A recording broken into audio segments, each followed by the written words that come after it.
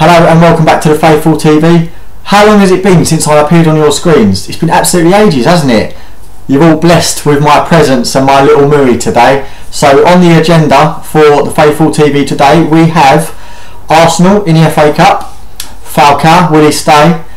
Di Maria, will he stay? And of course the race for the top four. So starting with tonight's game against Arsenal in the FA Cup, it's going to be a cracker, or so we hope. They say the FA Cup is full of shocks and surprises, and that phrase, that goddamn phrase, the magic of the cup. Well, I'll tell you one thing, there's been no magic in the cup this weekend. That Bradford against Reading fixture on that awful pitch which finished 0-0, and then Liverpool against Blackburn, another 0-0 which put me to sleep. Where's the magic? It's rubbish. It's rubbish. It's been so boring. So hopefully tonight, not only will we turn on the style and get to beat one of our old enemies, but we get the beauty of going through to the semi-final. I'm not sure if you lot are confident, but Arsenal and United are two sides that get heavily criticised but are in quite good form. United have won 15 of their last 22 games, and Arsenal, even better, have won 17 of the last 22. So it will make for a very entertaining game because both sides are renowned for their direct sort of approach, playing good football, attacking, and both look very shaky at the back. So I'm expecting goals. That's a cat meowing, by the way, so if you just want to ignore that one. Yeah, so looking at tonight's game, I'm very excited about this fixture. I love playing against Arsenal. I used to hate it when in the late 90s and the early 90s I used to hate playing against Arsenal, but the last 5 or 6 years I really enjoy the game because we've managed to not only outplay them, but we've managed to bully them as well. So I'm confident for tonight. Looking at Falcao, I've said it a couple of weeks ago in something I wrote for Football Fan Zone that in order for Falcao to carve out a future at Old Trafford, he needs to finish the season hitting double figures in goals. He's on 4 at the moment. He needs to get to 10. Monaco need to reduce the cost. They need to reduce their asking price by a good 20-25 million. No one's going to pay 43 million for him. If they can reduce it by 20 million down to 23, I think teams will be in for him. Now, Monaco are looking to get rid of Falcao. That Monaco side that beat Arsenal a few weeks ago, full of pace, power, young players, and they've got their man up front that holds the ball. They've got Berbatov to do it. Falcao and Berbatov will not be able to play in the same side for Monaco, and it looks like they've made their choice on Berbatov because they'll get more money if they sell Falcao. Now, they're not going to get 43 million from him, not from anybody, not from Real Madrid, Barcelona, United, City, Chelsea. Falcao's seen his best days. He still looks quite good. If he got a run of games, I'm certain he will start scoring, but he's not a 43 million pound player. He's more like a 20 million pound player. So like I say, if Falcao wants to stay at Old Trafford, he needs to notch up another 6 goals before the season's out, and they need to lower their asking price. That's my opinion on it. It could happen, 6 goals in what, sort of 12, 13 games? It could definitely happen for a man with his quality. If he played tonight and scored a couple, he'll be well on the way. But I'm just saying, I know a lot of you think he'll be gone, but that's my opinion. Next up is his friend and former Real Madrid star, Di Maria. A lot of talk about him being unhappy.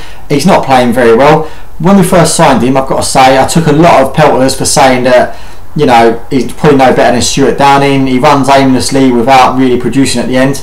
Now, I'm not going to go back and say I told you so because it's not one of them situations. Di Maria has got a lot of quality. He's a class player. We've seen it when he plays for Argentina. We saw it in the World Cup, and he's done so much at Real Madrid. But the fundamental is at the moment he's not doing it. Look at the game against Newcastle. He was bursting down the wing. There was no delivery. He got into the box. He should have shot, and he went down. He went out the outside. Tried to check back, lost the ball.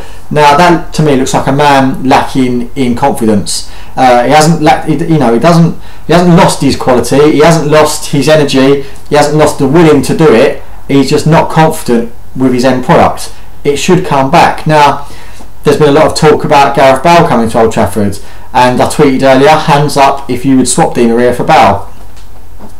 That's 2 hands from me. That is a clear 2 hands from me. I would without a doubt swap Gareth Bale for Di Maria. Now, I love Di Maria, don't get me wrong, but Gareth Bale is a machine. He's an absolute Trojan. We saw how good he was for Spurs. He's been excellent for Real Madrid, again, despite the criticism, and I think Bale is better suited to the Premier League than Di Maria is. But that's just my opinion. If someone offered me a swap today, I would do it without a shadow of a doubt. I would love to see Gareth Bale at Old Trafford. Don't really want to see Di Maria leave because I think he will come good, but given a choice, I'd have Gareth Bale. And the final thing on the agenda is the race for the top 4. Now, we haven't been playing, you know, it's not been vintage United recently, but like I say, 15 wins from 22 in all competitions isn't exactly bad. We're 4th in the league. Arsenal are only a point ahead of us. Liverpool and Southampton are very close behind, with Spurs, if they win their game in hand, also close. Now, everybody's been saying, look how good Liverpool are playing, they're going to nick that 4th spot. Now, I've got to say I disagree with that. Being a United fan, we've been heavily criticised this season for being dull or being too sloppy at the back, being this, being that. But no one's criticised Liverpool, and they're in a similar position to us in a sense that they've drawn 0-0 with Bolton in recent weeks at home. They've drawn 0-0 with Blackburn over the weekend at home. They were lucky to beat Southampton. They only had 2 chances and they scored them both. They were lucky to beat Tottenham, very, very lucky. And against Man City, although they've dominated territory, they only had 2 shots on target. Now these are the sort of things we get pulled up about, and it does my head in, because Liverpool are doing it. Liverpool are winning, and they're not really winning in style, and no one's saying a thing. So I can't see where the sort of fair comparison comes in. But in the race for the top 4, I've said it all season, I think we're going to finish 3rd, and I honestly do. I think it will come down to that game against Arsenal at the very, very back end of the season, and that'll be whoever wins will take 3rd place, and I think we'll beat them. And that's just how I see it finishing. Now, you know, you may think I'm chatting rubbish. You may think I don't know anything, but that's down to you. That's your opinion. It's your prerogative to have your opinion on my opinions. If you want to talk to me, I'm on Twitter. Give me a follow. It's at Nathon W. That's NATHONW. You know, keep following the faithful. Keep reading the website. Subscribe to this YouTube channel. Talk to all of us. You know, tonight's game against Arsenal. Back about the FA Cup. I think we're going to win 2-1. I think we'll get through to the semi-final. So, you know, come on, boys, and let's see a good result. Right, speak to you soon. Cheers.